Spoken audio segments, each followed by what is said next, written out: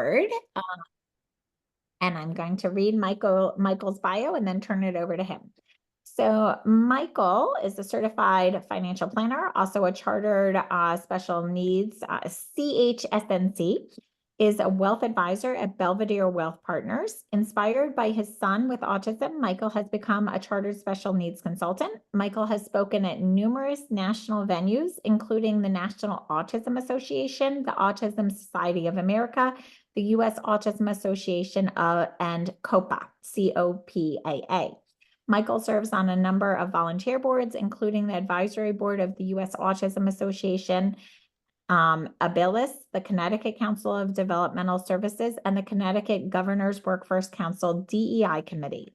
A graduate of SUNY Albany and Columbia Law School, Michael lives in Stamford with his wife, Deborah, and son, Ben. So I will turn it over to you. Thank you.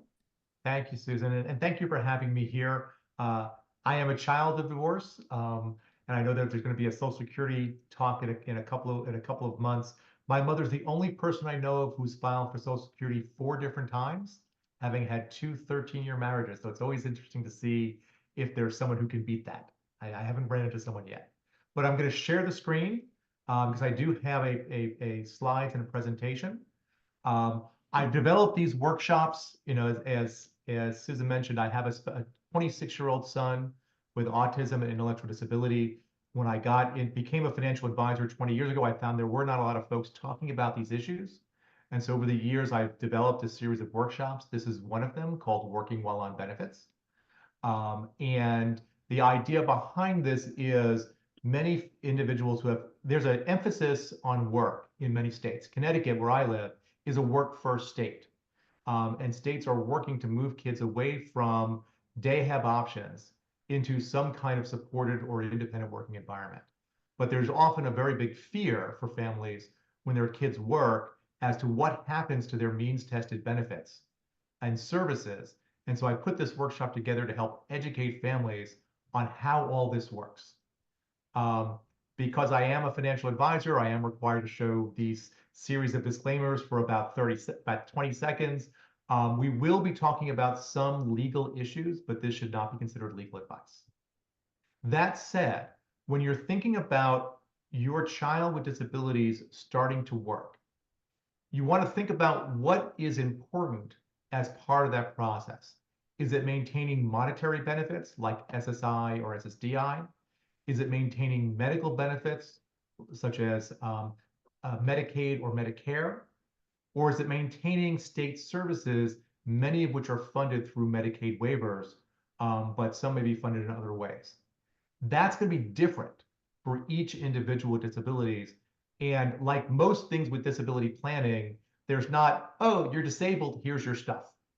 There is a series of different benefits and services that are available to you as kind of a smorgasbord. And you have to pick which ones are important to your child to help them with their support, and then work to those lowest common denominators. Now, why work at all? Well, like I mentioned, many states have a mandate that those who can work do so, at least on a part-time basis. Many individual disabilities find a sense of self-empowerment and accomplishment when working, and an increased self-worth. But almost always, when individuals work, even if there's a decrease in some of their benefits, they end up with more individual supports than if they don't work. And we'll go through some examples of this as we go through. But I think it's first important to understand what it means to be disabled. And the government has a very specific definition, which actually changes the day you turn 18. So if you have a child who's under the age of 18, you are disabled according to Social Security if you have a marked and severe functional limitation. That is the government's definition.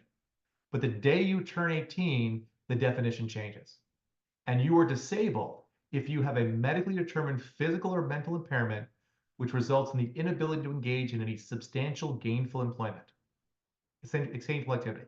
What does that mean? Substantial gainful activity is the government's term for working. And that is a bar that changes annually. For 2024, the substantial gainful activity amount is $1,550.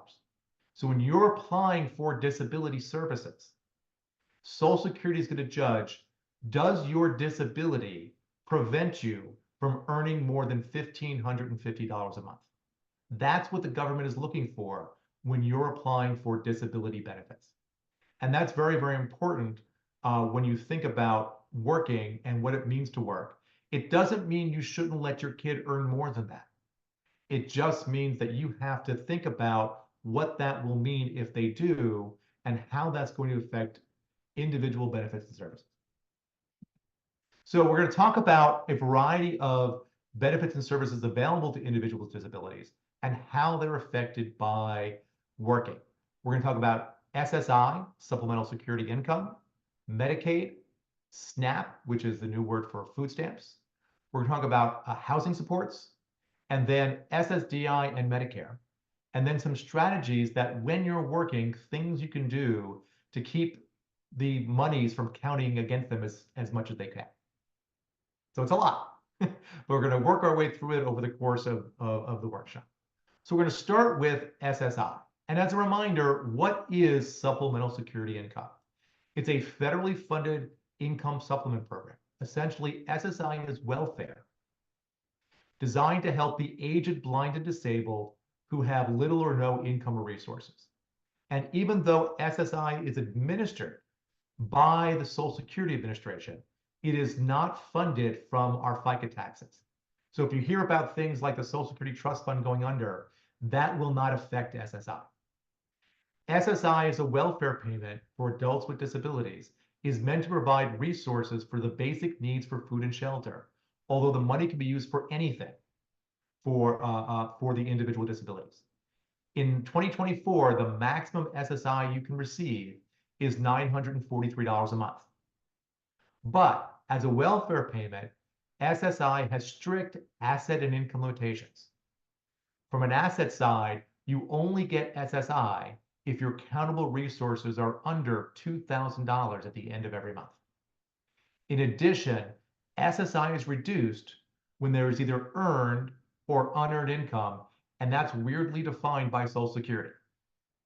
One of the things that's important to understand in disability services is that each different agency will have a different definition of what they call income. And in many states, traditional Medicaid, the Medicaid for the aged, blind, and disabled that pays for Medicaid waiver services, is tied to receiving at least $1 of SSI. There are other ways to get Medicaid, but the easiest way is to be receiving at least $1 of SSI.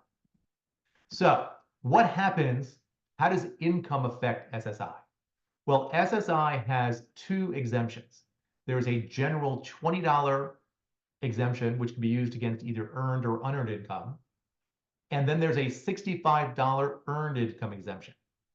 So if there's no unearned income for your child, they can earn $85 before SSI is reduced. Unfortunately, that number has not changed since the 70s. That $85 exemption is not indexed for inflation. Now, after that exemption, unearned income reduces SSI on a dollar for dollar basis. Earned income is a little bit easier. It only reduces SSI by 50 cents on the dollar. So what does that mean? If your child earned $385 before taxes, remember this is gross before taxes, the first $85 is exempted. The remaining $300 would reduce their SSI by $150. When you work, all income must be reported to Social Security by the 10th of the following month. And then income affects the SSI 2 months later. We'll go through an example in a second. And as I mentioned, if SSI is reduced to 0 for a month, Medicaid may be in jeopardy, and therefore the Medicaid services. But there are other ways to qualify for Medicaid if the SSI goes to 0, depending on your state. Now, just so you know, SSI is national, so these rules are the same in every state in the union. So here's an example. Jane is receiving full SSI ordinarily of $943. In January, she makes $931. So you take away the general and earned income exemption, that leaves $846. You divide that by 2, and her SSI 2 months later is reduced by $423. So the way that SSI works when you're working is when you work in January, you or the representative payee on behalf of the SSI recipient is required to report income by the 10th of the following month in February. And if there's a reduction, it's reflected in the March payment. This can make it very challenging for adults who are working on SSI to budget. Because if you work in January, your March payment is reduced. And maybe you're not working as many hours in March. So sometimes your income is reduced and your SSI is reduced, and you're trying to use that money to pay for everything. But it's so sometimes budgeting when you're receiving SSI can be very challenging.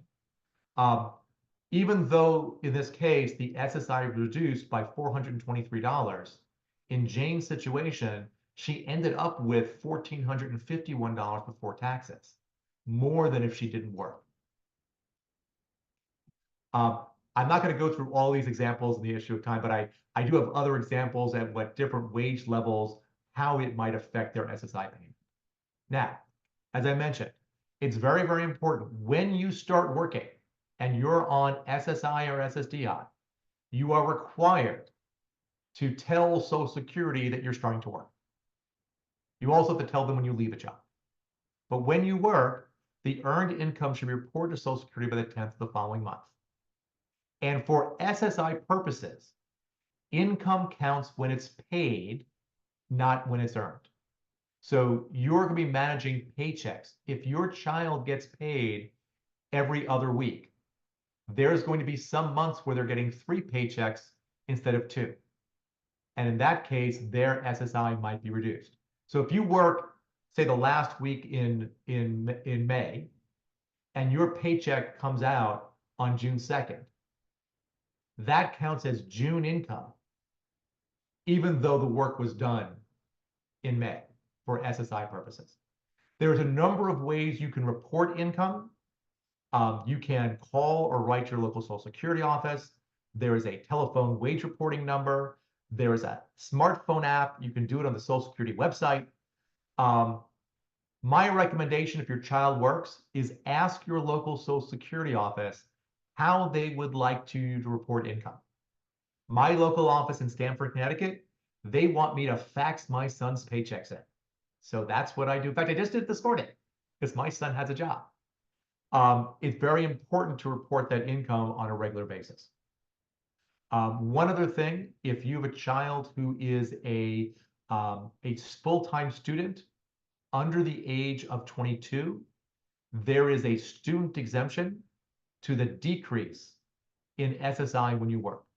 So if you're a full-time student, even if you're in the summer and your student's not there full-time, wage earnings will not reduce SSI up to a certain cap. And that's important because sometimes Social Security forgets that and they dock students' pay. However, if there's still a student past the age of 22 and older, there is no longer a student exemption, even if they're a full-time student. Something to keep in mind. So that's SSI and how work affects it. We're now going to talk about Medicaid. So as a reminder, what is Medicaid? It's a jointly funded federal state health insurance program for low-income and financially needy people, targeting children, the aged, blind, and disabled, and other people receiving federally subsidized income payments. It's administered by a state Medicaid agency. So even though half the money comes from the federal government and half the money comes from your state, the rules within certain guidelines by the federal government are based on your state. And that's why in some states, when there are Medicaid waiver services, there are no wait lists, say like in New York, or a 1,000-year wait list like there is in Texas, because each state gets to decide how to implement Medicaid in their state. Traditionally, Medicaid provided institutional care for the aged, blind, and disabled, think a nursing home.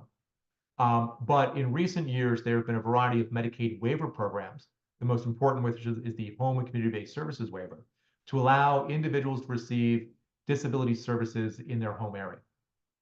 But in general, the reason why Medicaid is so important is that Medicaid is the funding stream for state services for adults with disabilities. And again, in most states, as long as you're getting $1 of SSI, you get Medicaid. Doesn't work that way in Connecticut. We're a weird state. We're a 209B state. But in most states, if you get $1 of SSI, you can retain Medicaid.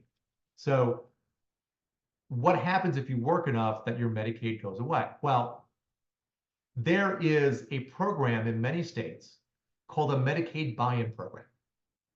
It's available in over 40 states. We have it here in my native state of Connecticut, which would allow someone to earn up to $75,000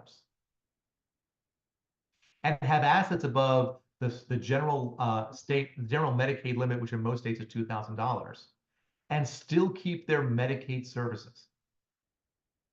So again, when you're thinking about your child working, you don't always have to keep them below the SGA at $1,550 a month to retain their benefits.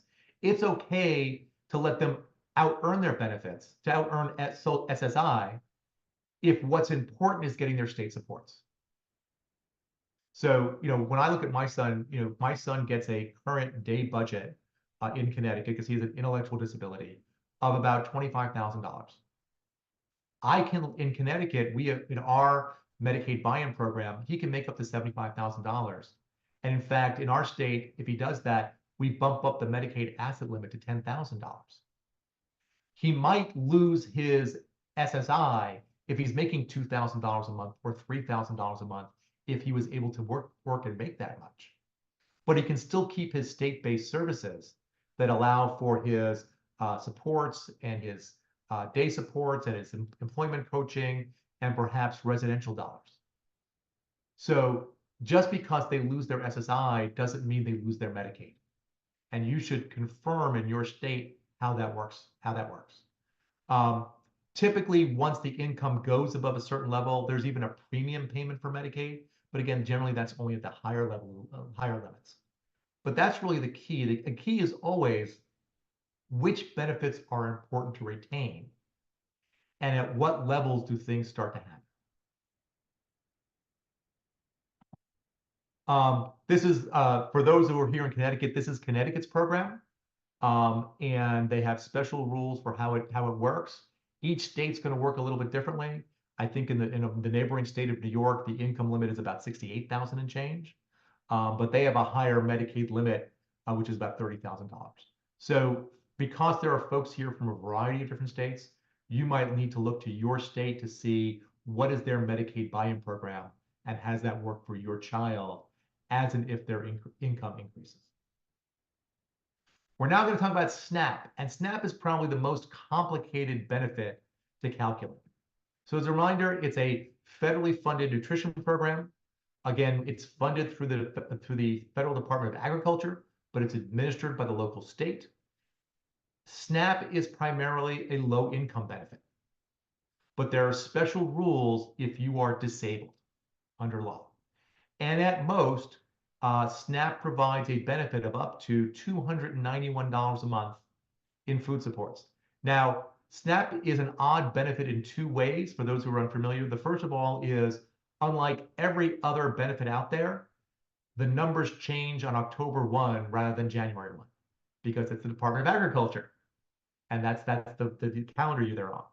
In addition, unlike other means-tested benefits, where typically parent assets and income stop counting at age 18, the age of a majority, for SNAP only, you are part of your parent SNAP household until the age of 22. That's mainly because if you kicked in SNAP at 18, every college student in America would probably be on food stamps. So for SNAP only, you're part of your parent's household until age 22.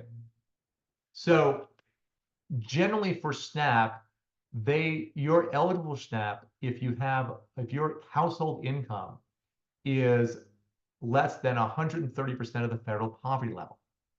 For this year, the federal poverty level is $14,845. And so you can earn $1,580 a month and still get SNAP. Although some states like Connecticut have a higher SNAP asset limit.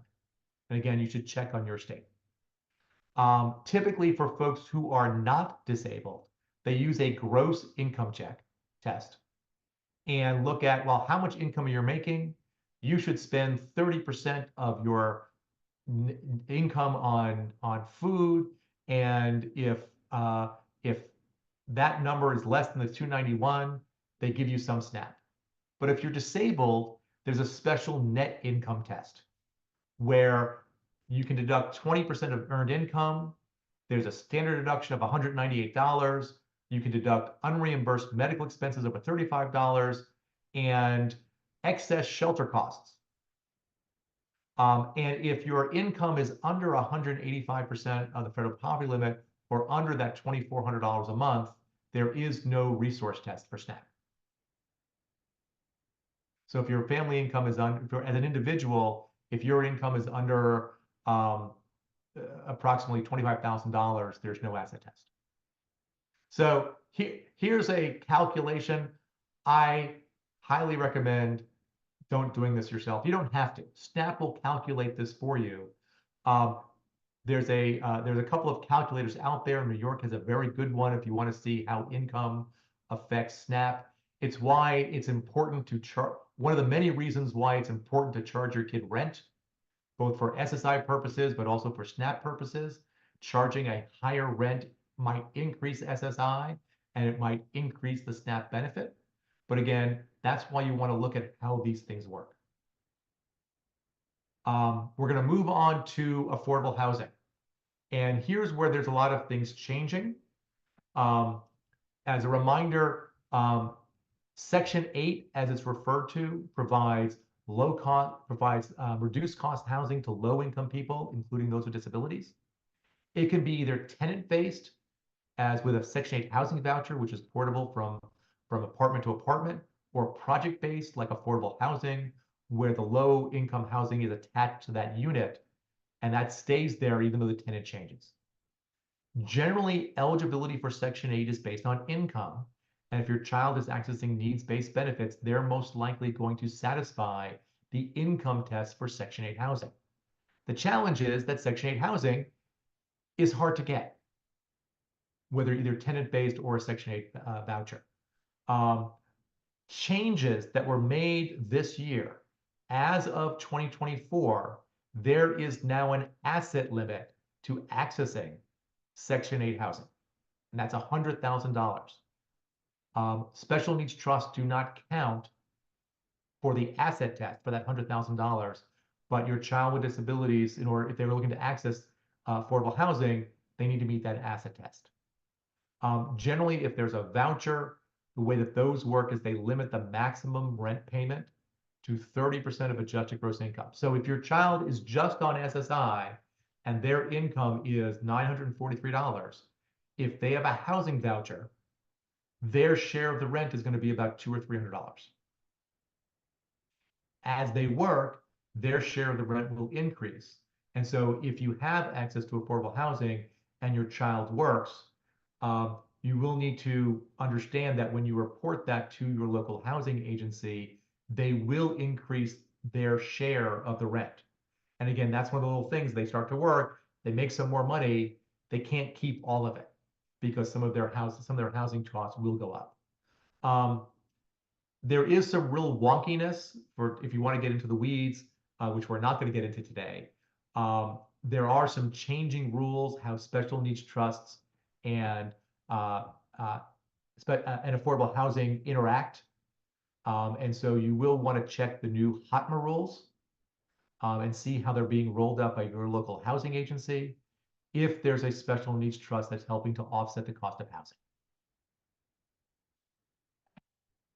So now let's get to some non-means tested benefits, the first of which is SSDI, Social Security Disability Income. And believe me, there's a reason why I'm talking about this, even if you think your kid will never work. So what is SSDI? Well, first of all, it's not SSI. They're different benefits. One of the challenges in disability planning is that a lot of the different services sound alike. Everyone gets SSI and SSDI mixed up. They're very, very different programs. Social Security Disability Income is a social insurance program for people who are disabled, funded from your FICA taxes. And the amount that generally you get with Social Security or SSDI is based on a wage earner's work record. Generally, if you know anything about Social Security, you probably remember this. You generally need 40 quarters of unemployment to be fully vested, That's 10 years of working. But it's less than 40 quarters if you're under 30. And that's an important piece that may affect many of the individuals here on this call. SSDI provides a monthly cash payment, but it's not means tested. It's not based on financial need. You could have $1 billion in the bank and get SSDI. And it's not reduced by working in certain circumstances, and we'll talk about that. Unlike SSI, which is always reduced when you work. And one other important factor about SSDI is that you get Medicare, not Medicaid, Medicare 24 months after the first SSDI payment was authorized. Now, there's two general ways to receive SSDI. Your own work record or a parent's work record if you were disabled before the age of 22. And that's important, especially for families that are trying to decide, should we, we have an in-betweener. My dad would call it, high functioning autism. My dad would say too heavy for light work and too light for heavy work. And you don't want to discourage them from applying for work so you don't apply for disability benefits. It could be problematic. And we'll talk about how that might work and why you may want to apply for disability for your child before the age of 22, even if you're not sure where they're going to be. So let's go into the details.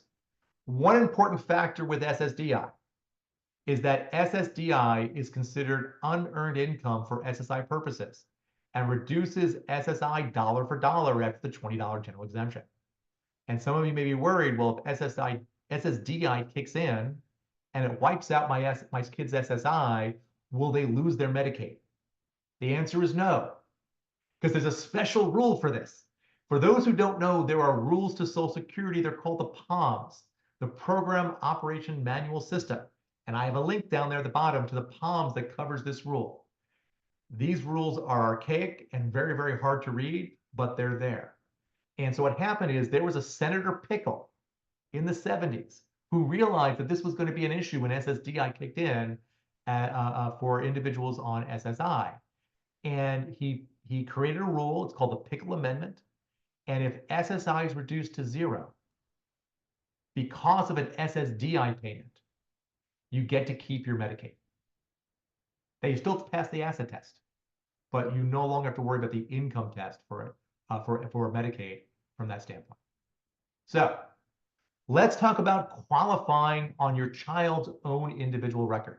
So if you wondered what a quarter towards Social Security is, you earn 1/4 of work in a given tax year in 2024 if you earn $1,730.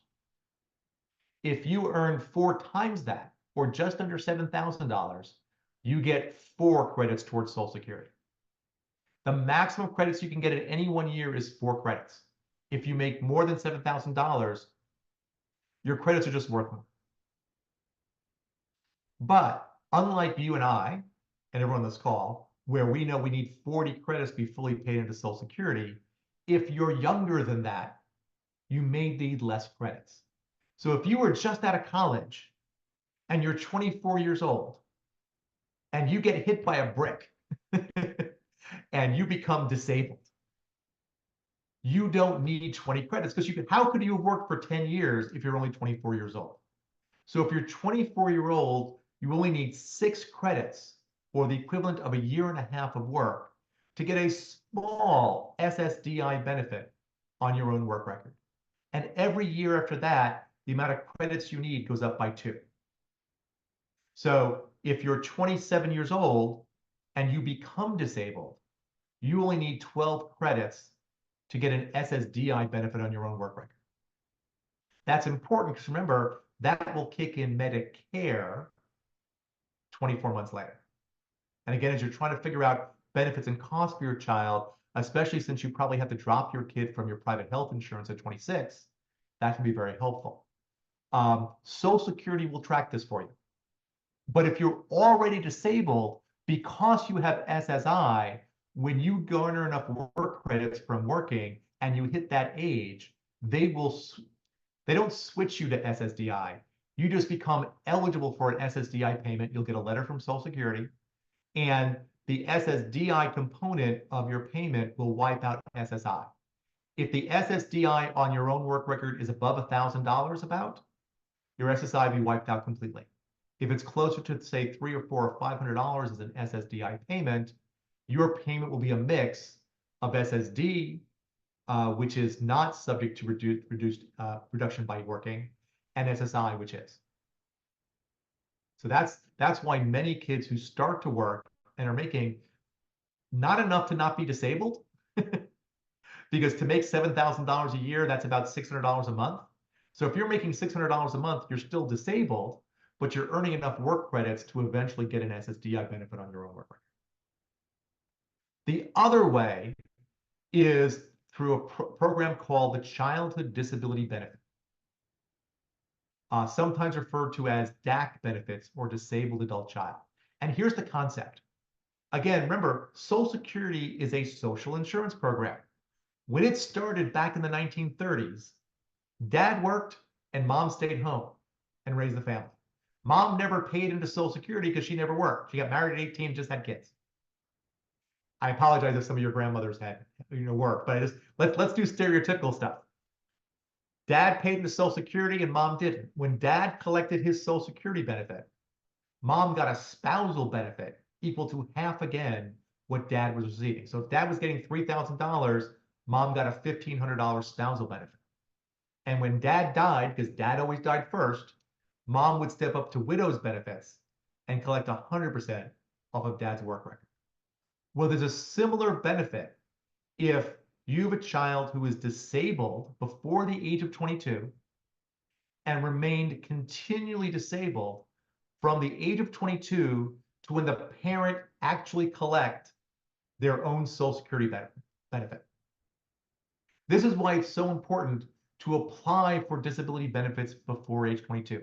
Typically, when you apply for SSI or SSDI, when you apply for disability benefits, Social Security assumes the date of your application is the date you became disabled. Because it's not when your disability started. For many of our kids, the disability started at birth. But that's not being disabled. You're only disabled once your disability stops you from working. And so Social Security assumes if you apply for disability benefits at 23 or 25 or 28, that you were just lazy.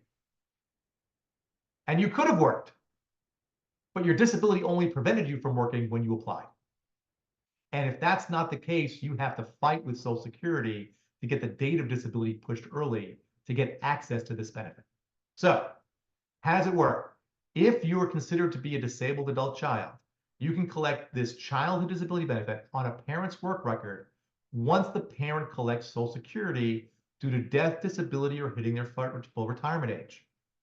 You can also collect on a step-parent benefit if you live with a step-parent for more than 1 year, if the parents were married for more than 1 year prior to the step-parent collecting their Social Security. So there are some weird step-parent rules that are built into this. You don't have to adopt the kid, but you do need to provide a certain amount of support for the child under your care. What do you get as a childhood disability benefit? Well, you get 50% of the parent's primary insurance amount when the parent is alive, and 75% of the parent's primary insurance amount when the parent dies. What is the primary insurance amount? That's the amount you get at your full retirement age. If you're like me and you're born after 1960, your full retirement age is 67. So whatever you would get at 67, that's what your kid gets. That's what your kid's CDB benefit is based on. Whether you collect it early at 62 and you get a discounted amount, because if you collect at 62, your Social Security is reduced by about 30%, or whether you wait till 70 and you get that 24% increase, that does not affect your child's benefit. Their benefit is based on your primary insurance amount, the amount that you would have gotten at 67, but they only get it once you start collecting. What this means for many families is that there may be a different Social Security claiming strategy when there's a child with disabilities, because of when you might want to kick in their individual CDE benefit, especially if you want them to get Medicare as health insurance.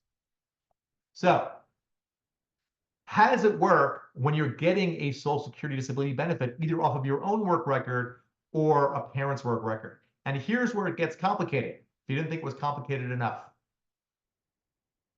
SSDI work rules are different from SSI work rules. For SSDI, even though your child may have been disabled from birth, they're part of the general disability system where the government's trying to get people back into the workforce. So when you start working, you start with this concept called a trial work period, where the government says, you know what, we're going to let you try to work. And for a while, your working is not going to affect your benefits at all. So there's this concept called the trial work period, which is a rolling 60-month period once you start working. Now, during the trial work period, they're using the trial work month concept, which is a lower income amount than the SGA amount we discussed earlier. For 2024, earning $1,110 earns you a trial work month. And by the way, when you're on SSDI as opposed to SSI, work counts the days you work, not when you get paid. So it's different. Different benefits, different rules. So if you earn under the $1,110, the trial work month amount, it's a no harm, no foul.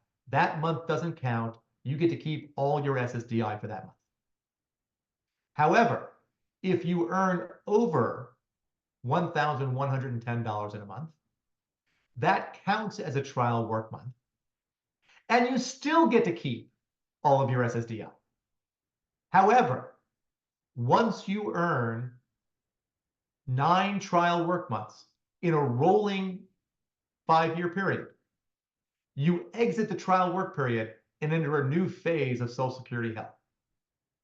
That next phase is something called the extended period of eligibility.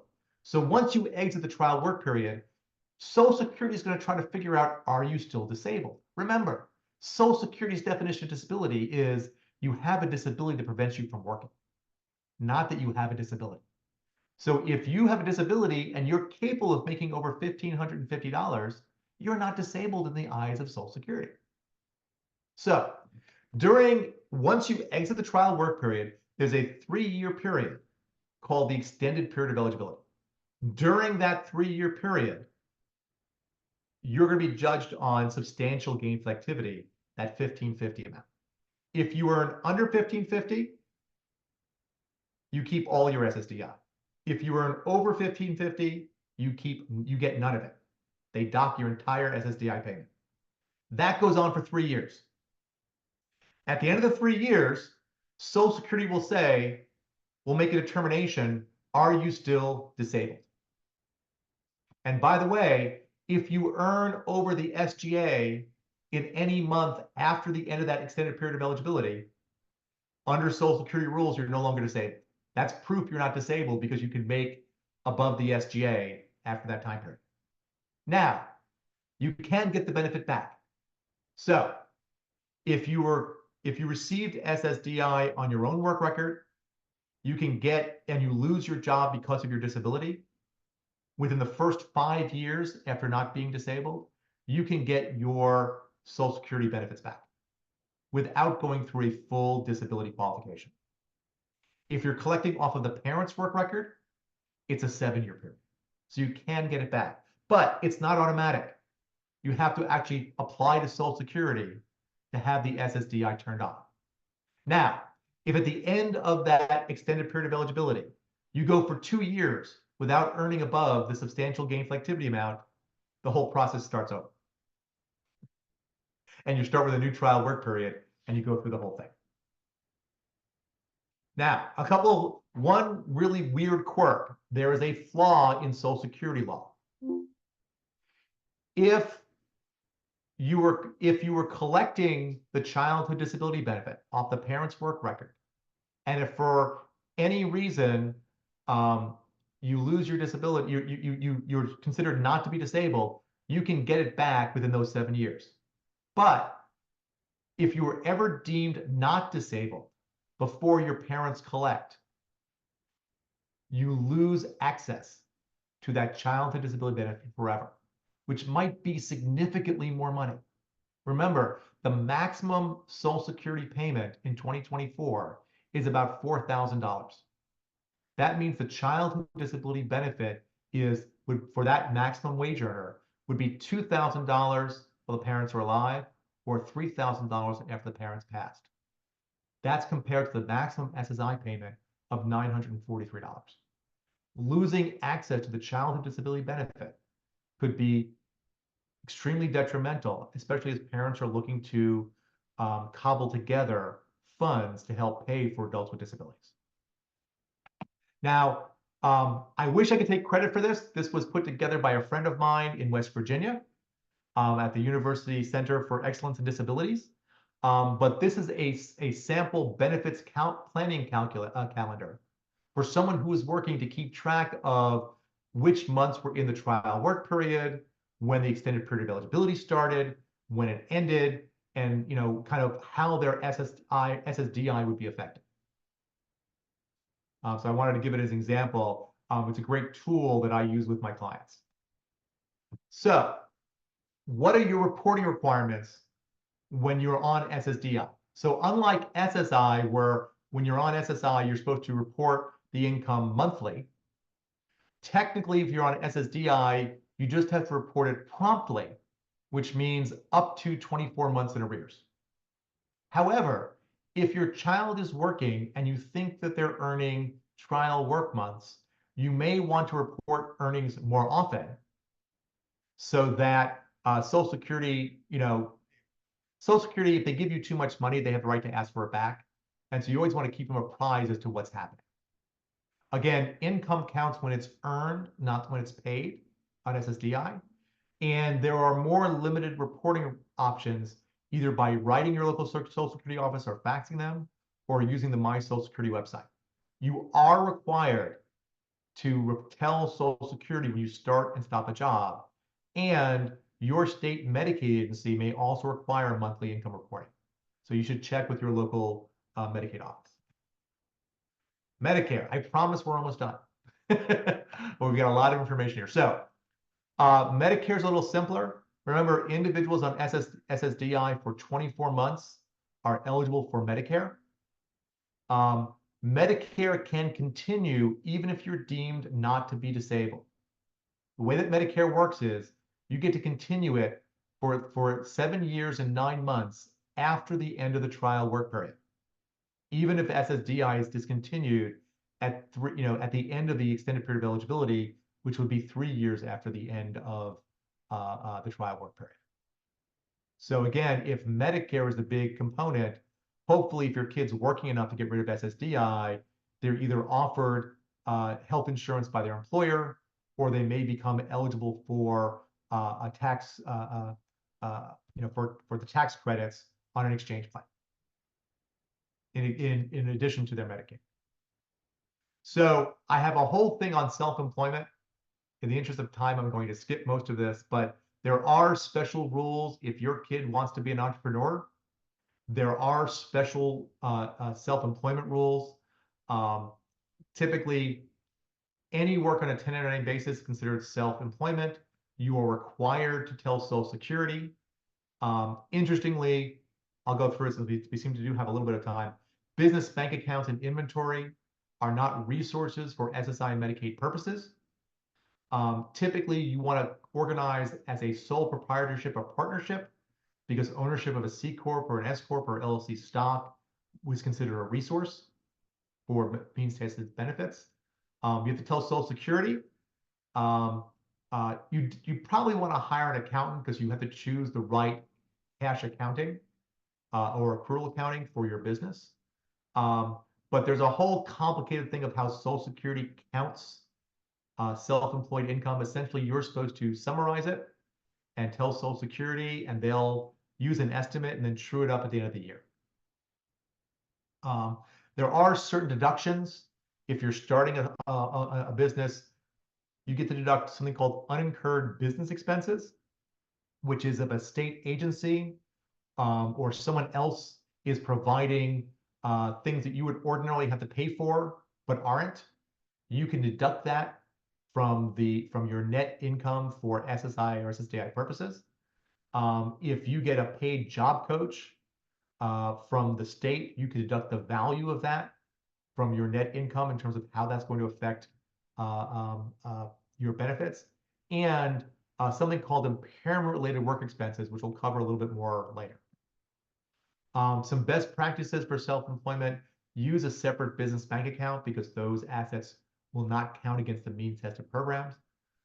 Taking a draw is not income for SSI and SSDI purposes. It might be for IRS purposes because they've already, for SSI and SSDI purposes, they've already accounted for it in the net profit calculation. And this is very, very important. If you're an SSDI, telling Social Security you're working more than 80 hours a month on your home business will count as a trial work month, regardless of how much income you made. So be careful about that. So let's talk about some strategies for minimizing the effects of working. And at the end, I have one specific divorce thing to talk about that's separate from working that I want to make sure we talk about.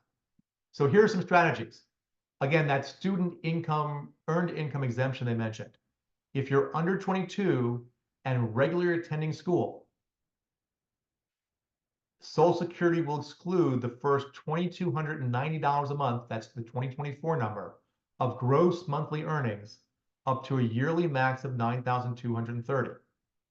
But it has to be approved by SSA. I've seen a lot of families where their kids work during the summer while they're at school, and SSA starts docking their SSI because Social Security has forgotten that you're still a full-time student. You have to, a lot of these stuff you have to proactively tell Social Security. Next, managing a paycheck. So we talked about how SSI counts when money is paid.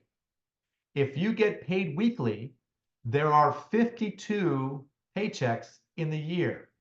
That means 8 months you get 4 paychecks, and 4 months you get 5 paychecks.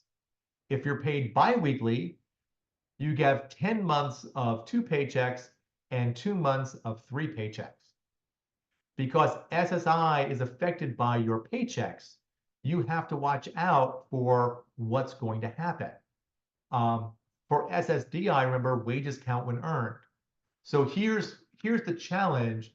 Remember, we talked about that trial work period, which is a rolling 5-year period. Well, a lot of our kids work retail. And what happens when you're in retail? They want you to work more hours in November and December because of the holidays. And so if you're on SSDI and you work, normally you keep your hours under the 1110 and your kid gets asked for overtime, well, they may have November, December where they're earning over the trial work month amount. They do that 2 months every year for 10 years, for 5 years, excuse me. That's 10 trial work months. Boom, they're now in the extended period of eligibility. You need to watch the wages if you don't want to exit that trial work period. And again, for each family, it's going to be a little different. You have to think about what's important to your kid and what's important to maintain. There are several ways to reduce countable income. The first is impairment-related work expenses, and this works for both SSI and SSDI. IRWEs are expenses you incur from the purchase and payment of related to special equipment, training, or anything else directly related to your ability to perform your work with your impairment. What does this mean? It means if you have to pay for things because of your disability to allow you to work, that's deductible. So if because of your disability you can't drive and you have to take an Uber, and that's not being reimbursed by some kind of Medicaid program, that is deductible from your earnings. On the other hand, if you have to wear a uniform, and everyone has to wear a uniform, the cost of the uniform is not an impairment-related work expense. You do have to, I've had clients who they have to see a psychologist in order to actually handle the anxiety of working, and they were able to deduct the cost of the psychologist to the extent it wasn't reimbursed, because most insurance programs don't reimburse psychologists anymore, or at least in the Northeast, a lot of psychologists don't take health insurance. However, before thinking that an expense will count as an impairment-related work expense, clear it with Social Security. I've had families who have said, oh, all this stuff is employer-related work expense. This is going to keep us under the limits. And Social Security said, no, it's not. So you want to clear it with Social Security. The next thing is some special conditions. And this website, the ssdi.disabilitybenefitsatwork.org, is a great resource for families where their kids are working, and it gives wonderful examples of different ways to reduce countable income. But the first is something called an employer subsidy. So let's say your child is only 80% as effective as a neurotypical employee at their job. Now, that's not my son. My son, God bless him, he's the best worker ever. His autism and OCD, he's only semi-verbal, but he gets there. He doesn't take breaks. He's not talking to other people. He's not on his phone. He's just doing his job. So he probably wouldn't meet this qualification, but a lot of people do. If your employer will certify to Social Security using that form SSA 3033 that your child is only, say, 80% as effective as a neurotypical employee, Social Security will only count 80% of their wages towards the SGA amount in the extended period of eligibility. You can only use the employer subsidy when you're in that extended period of eligibility, but it counts their countable wages. The employer has to certify it and recertify it every single year. In addition, if there are special conditions where on-site job coaching may reduce countable wages, and so if your child is receiving supports on their job site from the state or something you're private paying, you may want to look into to see if one of these two things will reduce their countable earnings towards the CAP test as for Social Security. And finally, ABLE accounts. So ABLE accounts don't help with income. Let me say that again. Even if you have your kid's paycheck paid directly to an ABLE account, it doesn't reduce their countable income. But where ABLE accounts can help is with the asset test. So when your kids work, they make more money. If they can't spend it fast enough, they may run afoul of the SSI and Medicaid income tests. An ABLE account is a special disability savings account similar to a 529 college savings account, except for people with disabilities. And there are no transfer penalties when you move money from your child's individual accounts over to an ABLE account. But the money in an ABLE account doesn't count towards the asset tests. There's a general contribution limit this year of $18,000 of how much you can move in from regular accounts. Basically, there's a contribution limit from all donors of $18,000 a year. So unlike 529, where anyone can give $18,000, in an ABLE account, it can only absorb $18,000 a year, except if the beneficiary works, you can put amount up to the prior year's federal poverty level. In this case, it's $14,580 of the individual's own work dollars, in addition to other contributions.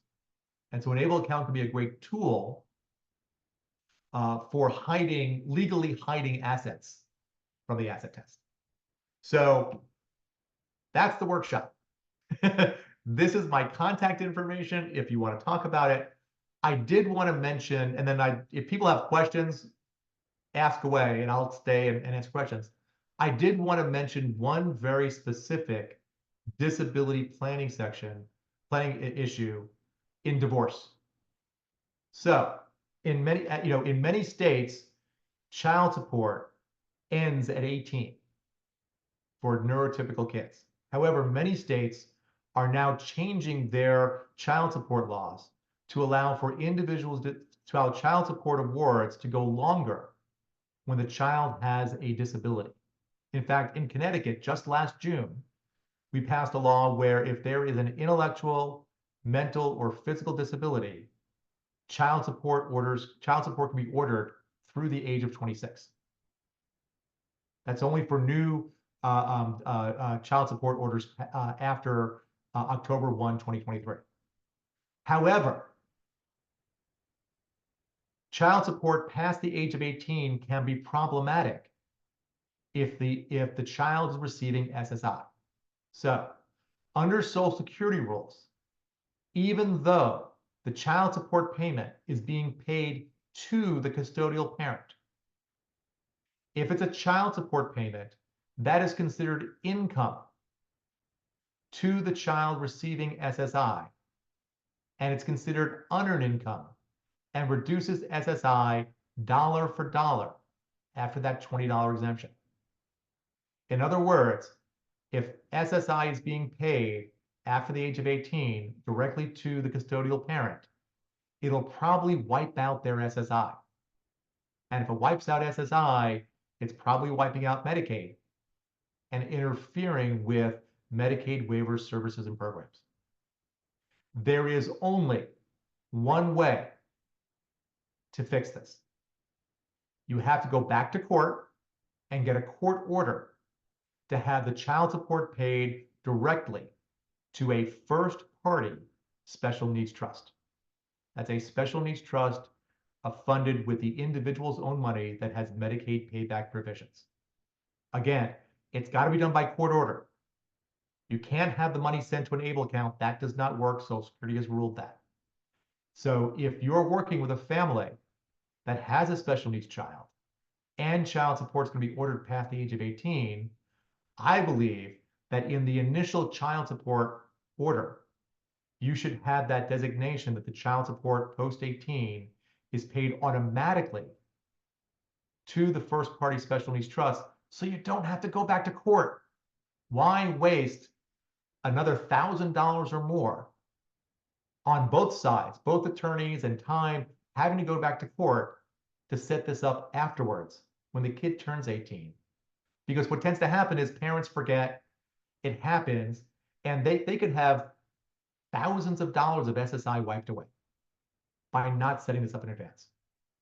Secondly, for those who are wondering, a non-custodial parent cannot decrease their child support just because the child's receiving SSI. So this is the second piece. So let's say you get a child support order and have that child support, because let's say you're in Connecticut, where I live, and child support can be ordered to age 26. And you have it going to a first-party special needs trust. Some non-custodial parents will grumble and say, hey, the kid's getting $943 in SSI. I should be able to reduce my, I'm going to stop paying child support because they're getting $1,000 a month. They're not allowed to do that. By law, child support, SSI has no bearing on what the non-custodial parent should be paying in child support. And that's a Social Security rule as well. So those are my two little kickers for disability planning and divorce. So that's it. Folks have questions. Thank you so much. I'm gonna stop the recording for the questions, but we'll obviously take questions now. It was fabulous. I have 3 pages of notes.